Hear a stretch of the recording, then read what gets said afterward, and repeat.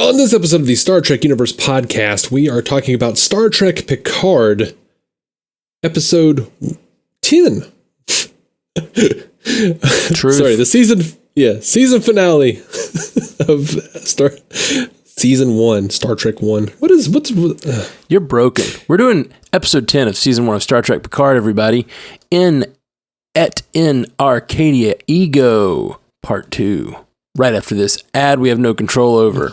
That's right. I mean, I screwed up too, but it was the Latin.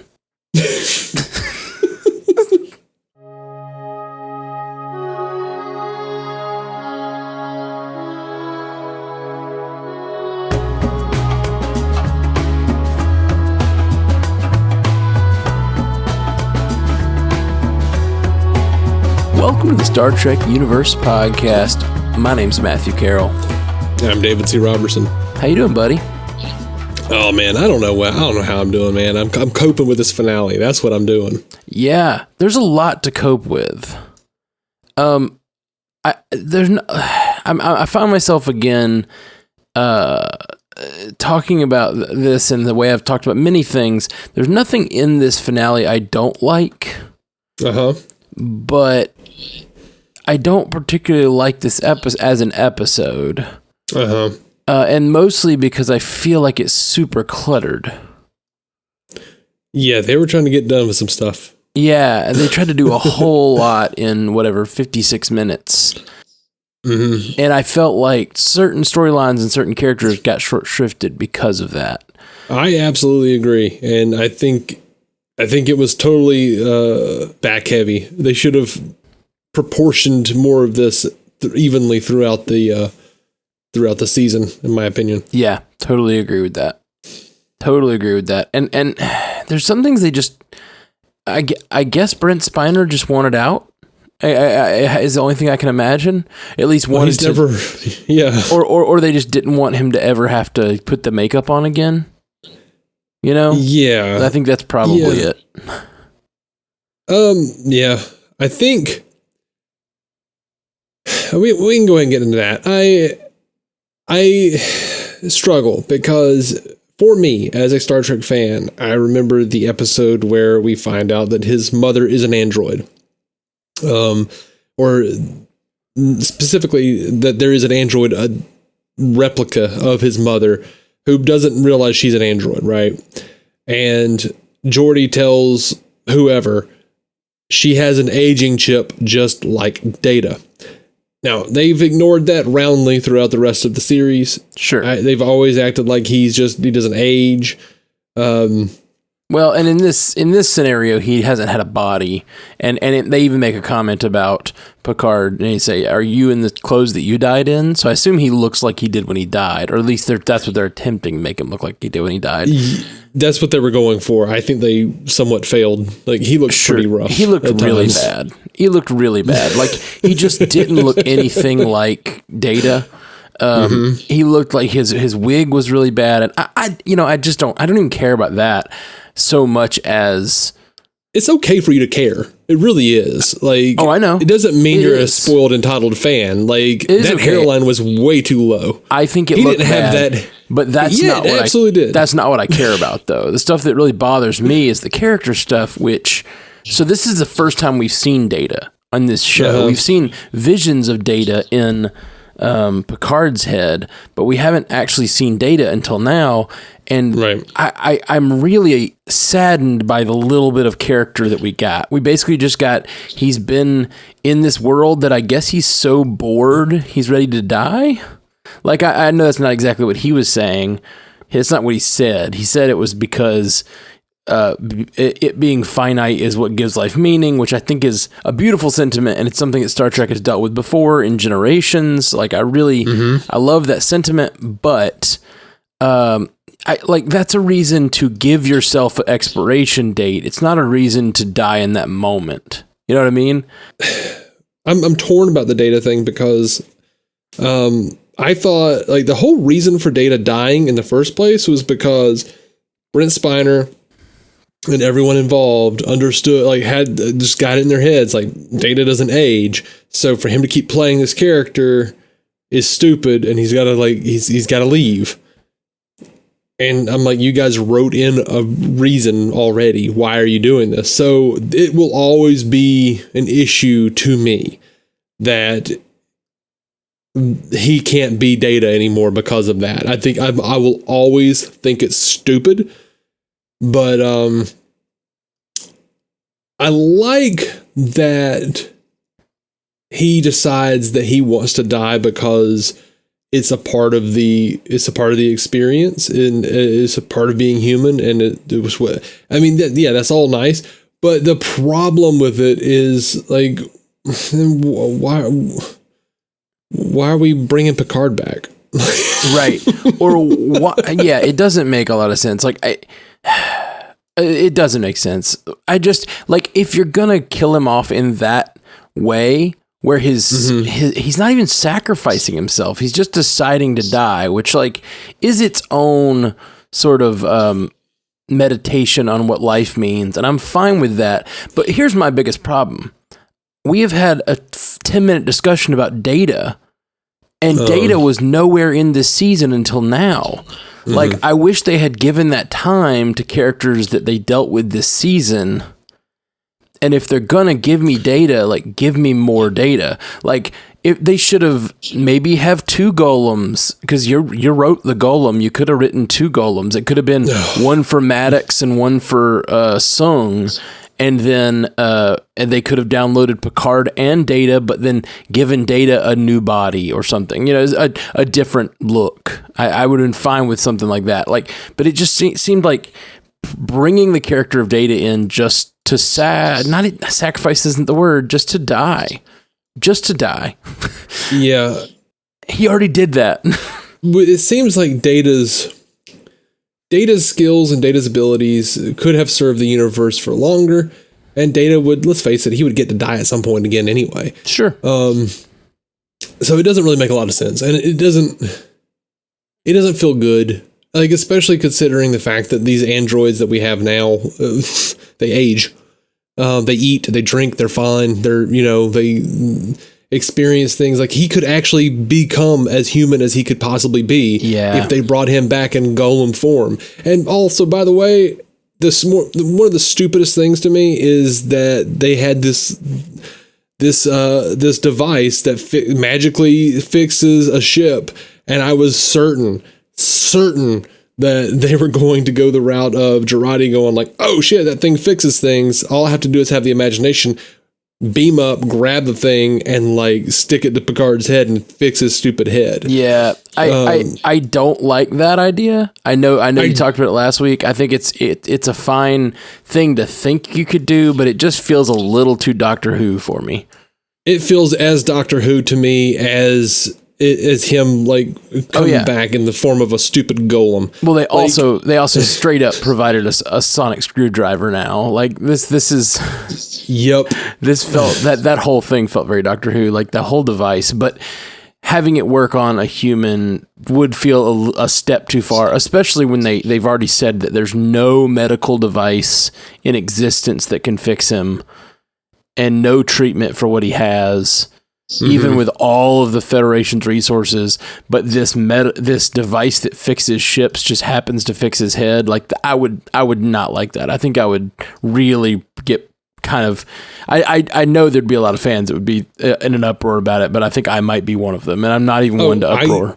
I think I feel as negative about it about that notion as I do about him just being a robot now. He's just an android now. I don't really like. We scanned your memories and stuck your shit, and it's like, no, that's stupid. That's I just don't understand why they did it. Like, I really don't understand why he's an android now, especially since they made it clear that he's not going to have any more years of age. He doesn't have any superpowers.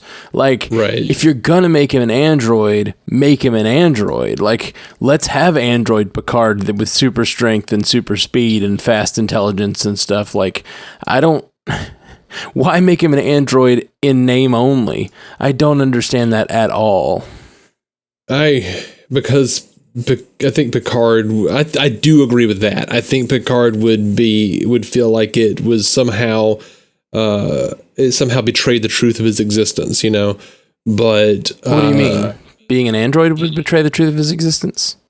Well, I do think that's true to some degree, but I think that if suddenly he was like augmented out the wazoo and he was,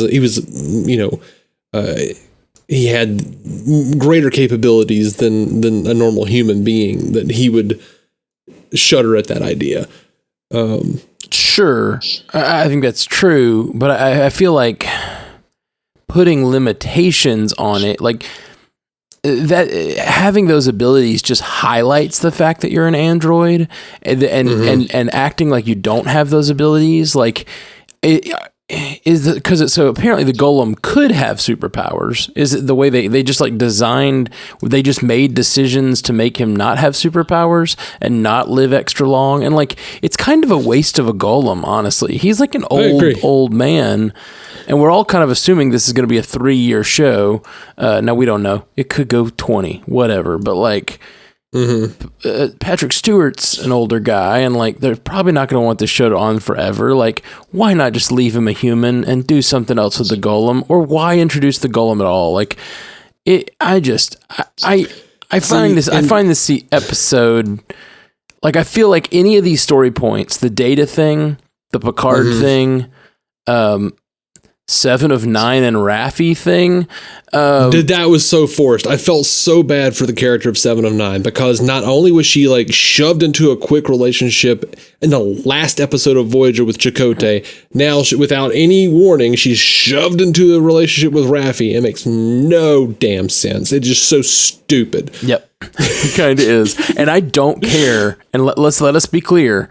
We do not care that they're lesbians. That's fine. No, I mean, who cares? But right, exactly. I just want to make that clear, because I feel like people, when you push back at a LGBTQ relationship, and then you get that people assume that's why, and that doesn't care at all. I just care that, like, I mean, we got a hint that she had been in a relationship with Bjayzl in that other episode. And that, absolutely. So like, I think that's probably, we had the hints of her having same-sex feelings. Of course, we know she's with Chakotay, so I guess she is bisexual or something. Did you just call him Chakotay? Maybe, I don't know. Chakotay. But that was her pet name for him. Oh, Wily Chakotay. Oh man.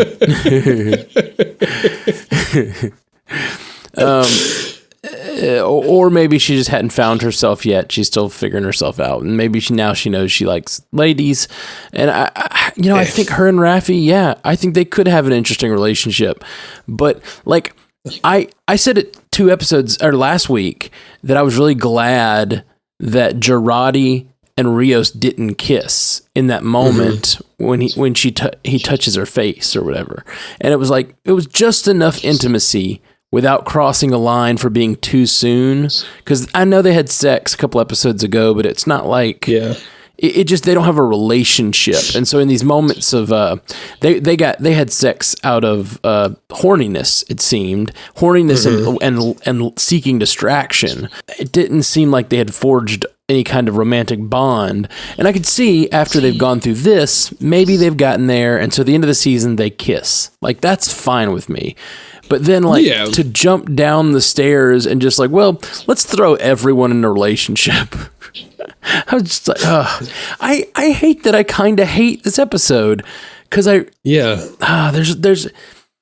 there's chunks. I feel like almost any of these plot lines could have been good if they had been more fleshed out, but they rushed to do a whole lot of stuff in this episode, so none of it is landing for me. Yeah, like I wanted revelations about what those synth creatures were. I wanted so much revelations about the Borg or the Romulans or something. And then we just see like snaky AI things coming out of a hole for like a second. I wanted to see the Romulans and the Federation fight. I know. Yeah. I would have loved to see that fight. Of course, that would have led to war, which we would have had to deal with next season or something. I don't know. Maybe not. The Romulans could have swept that under the rug and been like, well, it never happened.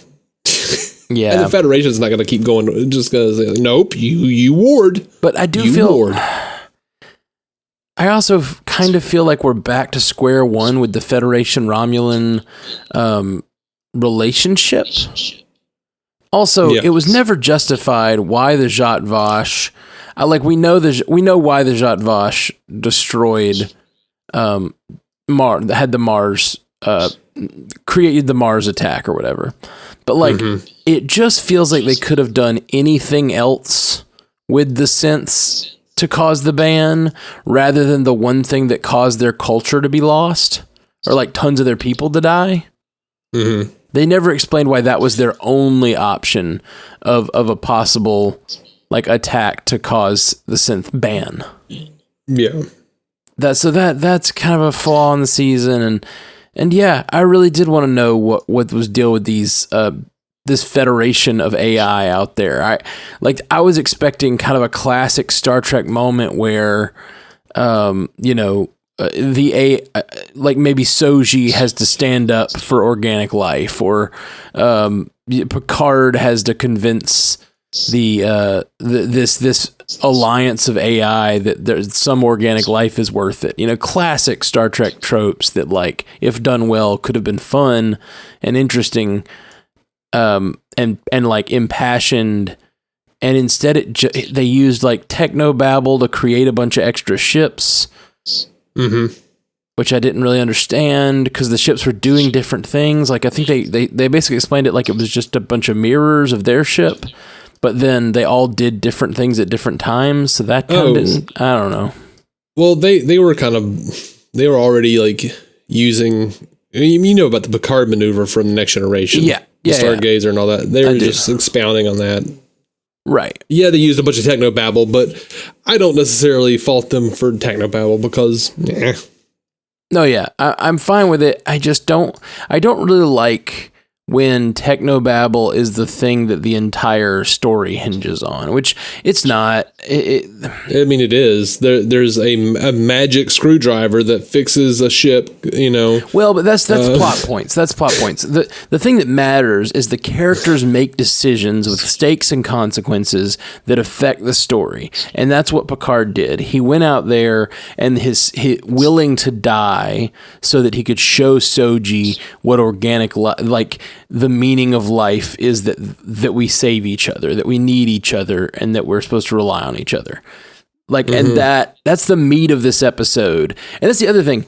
That's the meat of this episode. That is what this episode's supposed to be about. That's what the story we've been watching for an entire season is wrapping up with Picard showing Soji that organic life can show mercy, and that as the children that they are, they need to learn that. And I feel like I didn't see Soji this episode. I know she was on screen, but she's just like typing on a computer the entire time and like working on building that spire, and like very little character development happens for Soji. Agreed. I feel like, and that should have been the heart of this episode, is Soji struggling with her decision of whether to close that portal or not. That's what this whole thing is about. And I don't feel like I got any time with Soji. Instead, we got a bunch of time with characters that I don't know, like throwing new storylines at us and fleshing out things that didn't need to be fleshed out, and throwing people into relationships. And I really enjoyed the Rios and Seven conversation, but I was like, I would rather have spent this 5 minutes learning about Soji's decision-making process. I don't know. Yeah. Or, they could have, instead of had Rios and Seven, they could have had Raffi and Seven talking. Absolutely. My wife was like, did she ever meet Raffi? Like, no, I don't. I mean, yeah, she did. I'm sure she did. Yeah, she did. She had to. She took them to Cloud City or whatever. Yeah, I mean, but I don't remember like a conversation for real. Like, no, I don't either. I don't remember them interacting. And it like, there's a lot wrong with this episode, and like I didn't mind it as much until we started talking about it, and I'm realizing how many things I really don't like. Yeah, it's cluttered. That's like the headline of this is that this episode is super cluttered, And they could have spaced a lot of this stuff out. Like you said, they could have had that conversation be between Raffi. Like, I think they're trying to build a relationship between Rios and Seven for other reasons so they can be friends, which I like. I liked them together. They were fun. And they're both just sexy beasts. I was like, sure. There's some sexiness on the screen right now. I don't think being cluttered is the primary problem here in this episode. Like, it could be a damn Christopher Nolan film for all I care. I think the problem is for an entire season to be leading up to this episode is anticlimactic as hell. Like, you can't do a Next Generation ending for a Deep Space Nine season. If that makes any sense. See, I don't feel like that's what they did. I don't feel that way at all. I think the exact opposite. I feel like so a Next Generation ending would have been what I was talking about, where it's like you have a final single thing you have to do. You know what I mean? Where you have to talk the alien force down, or you have to convince the android not to end all organic life, or whatever. This was like it built this big season to this single point. And then instead of focusing on that single point that has been the entire purpose, it threw 30 different plot lines at us, or like whatever. It threw a lot. And then for some reason, this kind of just pissed me off from like a storyteller's perspective. Like, like the crew is on the ship. They're on the La Serena. Is that right? Did I say that right? Yeah, I guess so. They're on the ship. Elnor, Narek, Soji, and Picard are on the ship. And Jurati and Picard are at the android camp. And then they go to the camp. Everyone in the ship goes to the camp to destroy the spire. And it's like this. I was like, okay, now we're getting to the end game here. They're all going to coalesce into one place where we have to have that big showdown between, Soji, Sutra, this alien force, Soong. They all have to come to the same place so we can have that big moment, right? And then Picard and Jurati leave and go to the ship. Yeah. I was like, they didn't even they literally just swapped places. It was the weirdest storytelling thing I've ever seen. They didn't even shuffle the people around. A lot of times when they do that sort of thing, where some of the people from the ship go to the planet and some of the people from the planet come to the ship, it's because they want different characters to interact with each other. They didn't even do that. They just had the two parties, one leave the ship and come to the planet, and one leave the planet and go to the ship, and just miss each other completely and never interact. Right. I don't know, man. I'm talking myself into a fury about this episode. Right. Now, what I meant, though, about a TNG ending to a DS9 season is TNG was just awful. Awful about setting up something really cool and then just never paying it off. Like, they set up those aliens and conspiracy, never paid it off. Sure. Even though they played a whole thing at the end about the signal's out there, it's still going. And I know that those were supposed to be, beginnings of the Borg as far as the storytellers were concerned, and then they just wound up dropping that and made it the Borg. Right. But those aliens are still out there somewhere, and they infiltrated the entire damn Federation. Or Starfleet at the very least. So we have that. We have Guinan being an imp, her secret past with Q. There was all these little things right in Next Generation that just were hinted at of the preservers, never got paid off. I agree that that's a flaw of TNG. I don't know that it's a flaw here. What did they leave on the table here that we're not getting answered? I don't know that we got anything that's unanswered, and it's also not the end. It's just it's the end of season 1, I'm not saying it's completely unanswered. It's just anticlimactic. It's we were given they definitely acted like it was a J.J. Abrams show with a lot of mystery boxes that just had nothing of an interesting resolution. What did the Romulans have to do with the Borg? Why do they hate the synths? Why do we have I do think they answered most of that. I think they answered, and I actually liked most of the answers. I really love the answer about the admonition. I really loved everything about this season pretty much up until episode 9. I like the admonition as an answer, like the reason it drives you crazy and the reason the Romulans are so dead set on killing the AI is partially because it wasn't a message meant for them and they don't understand it. But also, it makes sense. The parts they do understand makes sense why they'd want to destroy AI, because AI, as soon as it develops, has the power to destroy all organic life, which is, that like makes all of that makes total sense. And the Borg thing even makes sense, that the Romulans didn't have anything to do with the origin of the Borg, but they did have something to do with the origin of the artifact, which is all that they really claim to in the season. Like Ramda, when she got assimilated, the admonition got uploaded into the Borg cube, and so because the admonition was working like a virus, they had to shut down the Borg cube. So like all of that's fine. It answered all those questions. Here's my problem. I am an entitled fan. This is some entitled fan shit, because here's the real issue. Was at the root of the problem is that our listeners wrote in and had theories way better than anything they wrote. Right. Me and you had theories way better than anything they wrote. Yeah. There were some things they set up that the thing that I hate that they never touched on is the holograms being AI. Like, I want to know why the holograms aren't sentient and why, we're not, we even have an established in-universe thing where a hologram doctor that worked with Seven wrote a holo novel called Photons Be Free. I'm just like, this all leads me to believe the holograms are going to have something to do with all this, and they did not. Right. They're just servants on the ship. Yeah. We should have had, the doctor is Guy Fawkes, man. That's what you need. Can you draw us a Star Trek Universe Podcast t-shirt that just says Photons Be Free? And it has like all the different Rioses on it.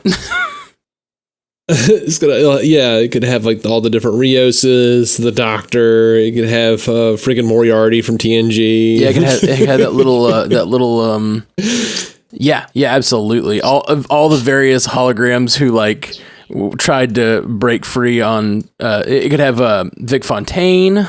It could just have that one sad jumpsuited librarian. Or whatever she was, or the lady who worked at the storage unit. Right. It'd be super cool if I could do that. I love that idea. I probably can't do that. That's cool. We'll see if we can pull it together. We'll see if we can pull something together. I'm not as good at images as you are. I was like, I can import all those images and desaturate them and make them look kind of funny. But there's the because they rescinded their license or something participation like that. with the fan art licensing project over on TeePublic. So I think so I don't know. And that's why I think if you actually drew those pictures, I think you might get away with it, especially if they look nondescript enough. If you drew them and then I doubt they have a copyright on Photons Be Free. They probably don't have a copyright on that. Anyway. Especially if we didn't do it through TeePublic, if we gave them away or something. Anyway, let us know if you want a Photons Be Free shirt. You let us know, and we'll if we get like 10 people that say they'll buy a Photons Be Free shirt for $20, I'll order a case.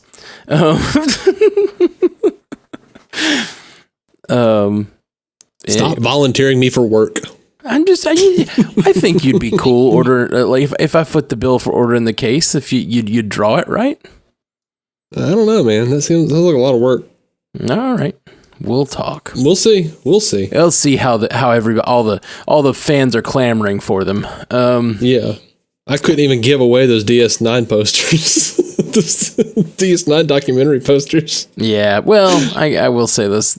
Not that I liked it, but I see. It's not like it's from Star Trek. It's from a Star Trek documentary. I don't know. I guess I see why people would be like, whatever. Yeah. I mean, I've got like 30 of them if any of you guys want any. Yeah. Let me know. It's rad. All right. What have we not touched on? I know we're just kind of scattershot. Will Riker in command? Yeah.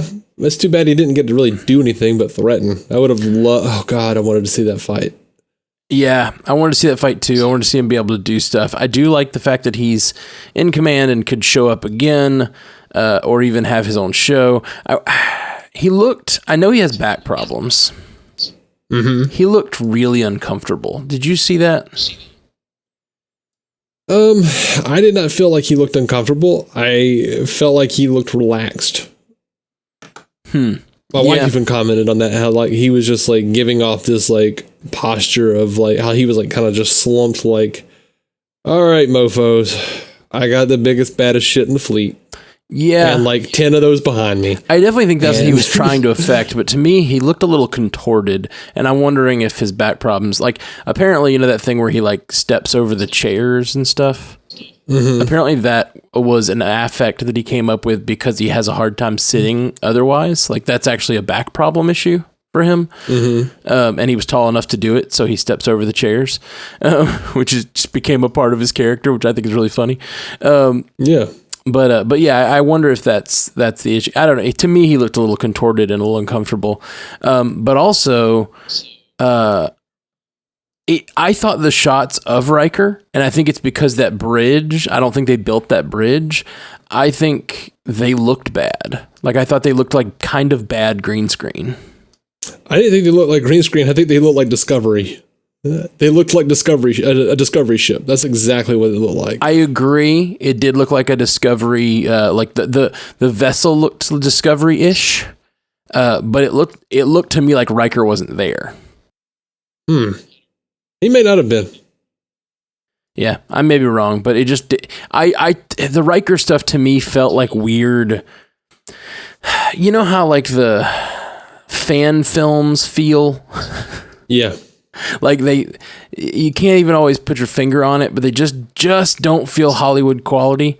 That's kind of how I felt about all the Riker shots, which made me sad because I love to see Riker in command, and we just never really gotten to see him do that much. So I wanted to see him. Yeah, I think part of it also was those uniforms just look bad. Like the new Starfleet uniforms, they look starched as hell. They don't like fold. They don't like bend, with bodies. So they look like Halloween costumes that have been hastily put together. That's just what they look like. And I talked about this before when we did flashbacks and we see Picard and Raffi in their Starfleet uniforms, and you've just got like a bundle of wrapped up like fabric in the back of their neck, where they're like their uniforms are just like hastily like Velcroed together or something. It just looks like absolute ass. And I think the uniforms look terrible. I was pretty disappointed with that. That's a bummer. And have been. Even the TNG uniforms don't look like the TNG uniforms. Like they look like my grandmother got whatever fabric she could find and like put them together, and they don't look like the uniforms completely. They're like, oh hey, it's the same style and everything, but the fabric is wrong and the way they sit on their bodies is wrong. It's very, very stiff. That's just it's a minor complaint. I feel like I shouldn't even. And by the way, same thing for the Nemesis costume. Like it just looked bad. They all just looked bad. Because they were like, you know what? We're not doing costumes. We're gonna straight up do, civilian clothing for the most part. And then when it came to costumes, like we gotta just, cobble this shit together. Yeah. And that's what it looks like they did. Speaking of the Nemesis uniform, you get Data at the very end. He lays down to die in his little robe, and I'm like actually kind of mad about this whole Data thing, but he, I guess, has a vision of younger Picard sitting over him at his bedside. Did you catch that? It just looked like Picard to me. I didn't notice that he was younger. Well, they never show his face, and he's wearing his TNG uniform, and his hands look younger. Okay, that's fair. I think it was. I did notice he was wearing a TNG uniform. And he just looks thinner. He looks like he did in TNG, and they never show his face. So I think it's just a different actor that they picked a body double for a younger Picard. If they're gonna have a Data death, and you're gonna have him I guess imagining, because at this point Picard has left the simulation, so I guess he's imagining. Yes, why not Geordi? Why not Geordi? Why not Crusher? Why not the entire family? Even if they all have to be silhouettes from behind, just like Picard, even if you have to hire 6 actors who look alikes instead of 1, do that. Because in this moment, I know he just talked to Picard, but there's no reason for him to imagine, this has been a gripe other people have had that I have not had. I think that him, Soji and Daj believing that Picard was a righteous man who had helped them makes total sense. And having that ingrained in their personalities makes total sense to me. But in the moment of Data's death, who would he imagine at his side? I think he'd imagine his entire family of the Enterprise crew. And possibly imagine some of his family that he has gotten to know in his daughters and his children. Because he talks about Soji's people in the simulation, so he apparently knows what's going on, so he's been in communication with all these people. Yeah. So it didn't make a lot of sense to me that he just pictured a younger Picard sitting there. Yeah, I felt like some of the other people should have been there, honestly. I think that a simulation of them or something. Yeah. Give me Tasha. Give me something. Yes, Tasha. Give me Tasha. Give me Bruce. Give me Bruce Maddox even. People that have been important to Data, not just Picard because he's the guy whose name is on the show. I felt like the final death of Data should have been about Data and Data's entire life. And this felt like a weird, just like Data's just been spun up in this weird simulation world for 30 years, waiting on Picard, waiting on somebody to come around and finally turn the switch off, instead of giving him any kind of agency or anything to do. Yeah. Or even to communicate anything really important to Picard. When this is also frustrating because this could have made it make sense. And I was thinking this is where they were going. So Data tells him, life is important, death is an important part of life, and immortality can be a curse. Kind of, that's the whole conversation they have. Yeah. Well, then he leaves the thing and gets put into a golem. I thought for sure he was going to find out he was immortal, and that was going to be sort of the monkey's paw moment. He just talked to Data about how immortality is bad, and then he finds out he's immortal, and now he's going to have to grapple with that over the next few seasons, or finds out that he doesn't have to die. And instead, they put an old man, what is it, 90 something, 92? Is that how old he is in the show, supposedly? 94. They put a 94-year-old. They used a incredibly expensive piece of tech, I'm assuming, because there's only one of them, and they seem like it's not going to be produced again. They use this golem to put a 94-year-old man and only give him a few more years to live. Well, I don't think that they've created a lot of androids, so I don't think that they can not create another one. I think they can still do it. So unless Maddox was necessary for the creation in some way. No. Soong said absolutely he was the body guy. Maddox was the guy who handled consciousness transfer. Got it. Okay. So yeah, there should be androids aplenty coming from this. But I think what I like about it is there is a steady theme with Picard, one sticking up for synthetic life, 2, being partially synthetic himself since he got his heart, cut through. Then he became Borg. And he still has Borg implants that he'll never be able to get rid of. I like the idea that humanity is a construct of our own imaginations, and that now Picard is literally all machine, but he still maintains his humanity. There's a poeticness, a poetic justice to all of that. Like the fact that when he was sticking up for Data in Measure of a Man, he was fighting for his own future rights. Yeah. I like all of that. I do too. I'm totally with you on that. I just wish they'd done more with it, if that's going to be and I'm sure they still have time to do more with it.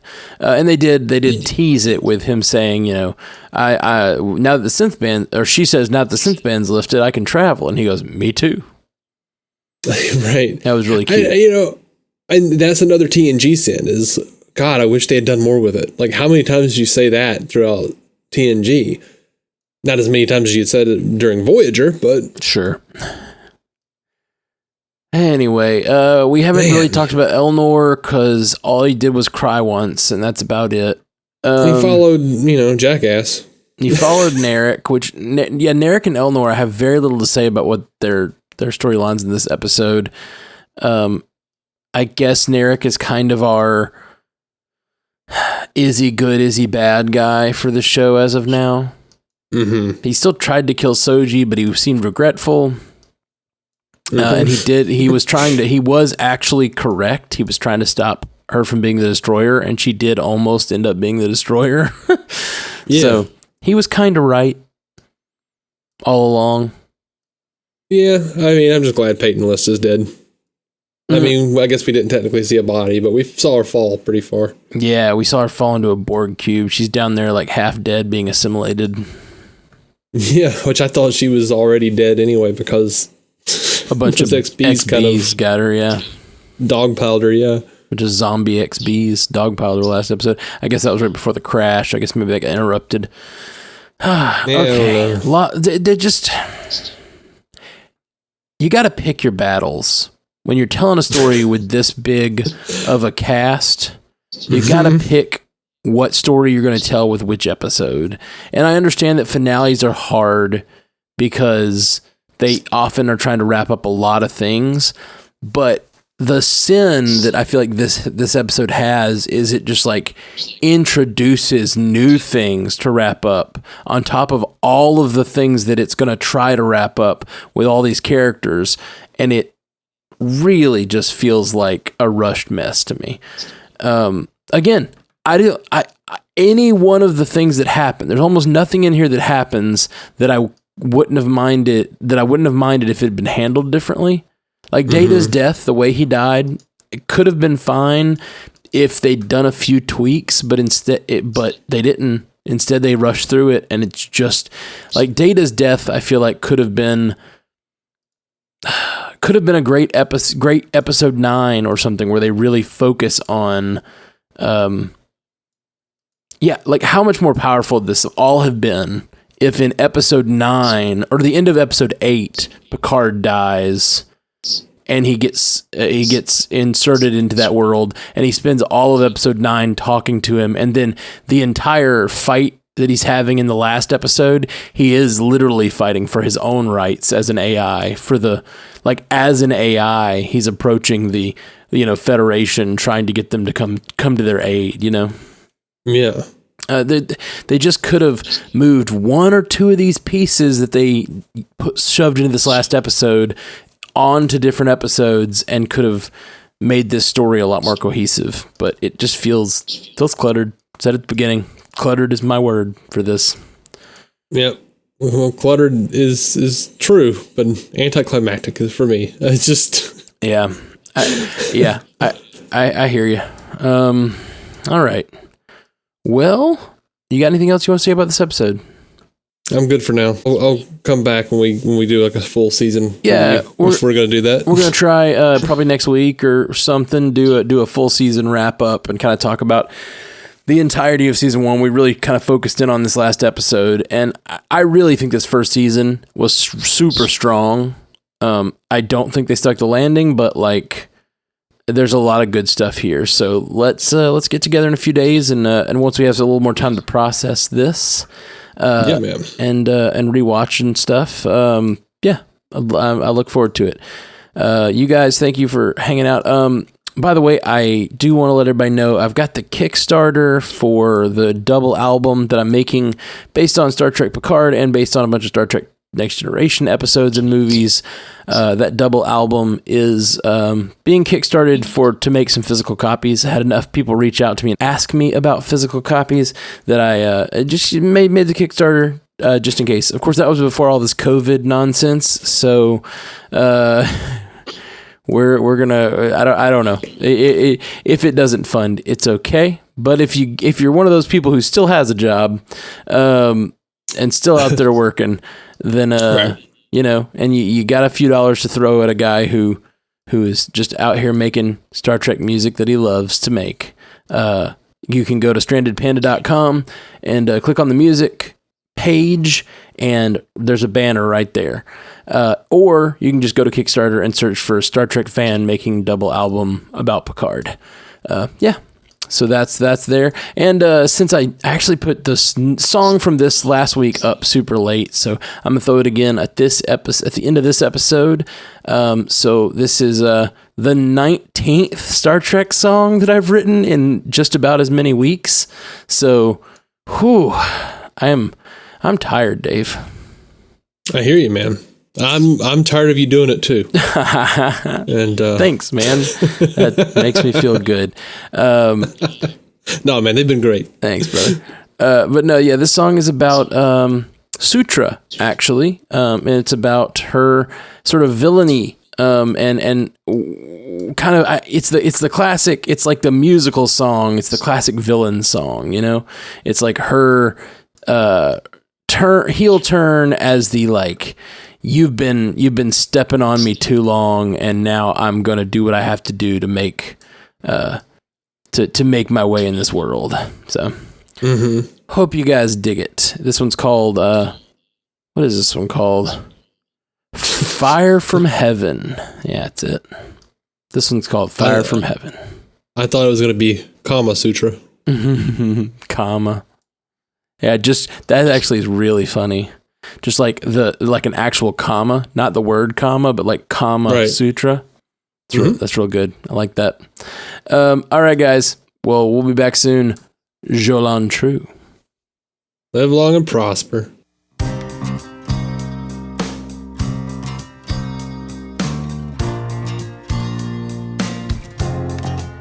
I guess you give me no choice. In this world you've built, there's no room for me. But I won't be brushed aside. No, I'll bring you pain if necessary. You think you've reason to fear, so you've kept your boot on my neck for all this time. But let me make something clear. I only do this to protect me and mine.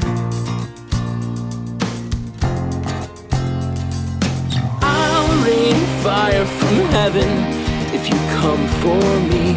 Please know it's not my choice. I just want to live.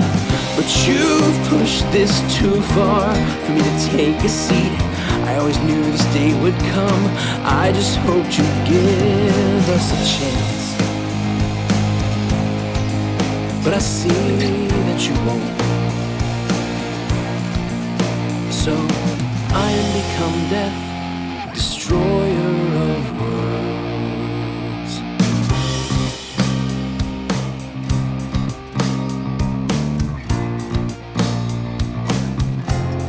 It's easy to call yourself pure when it's you that decides who not to embrace as worthy of life. Your logic of sacrifice is nothing but taste. You say seek out new life and new ways to live it. Oh, but seek and destroy, that's all that I'm given.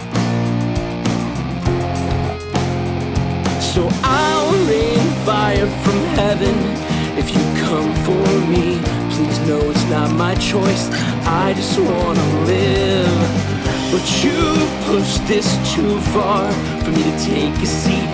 I always knew this day would come, I just hoped you'd give us a chance.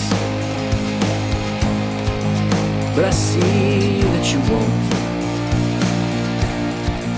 So I am become death, destroyer of worlds.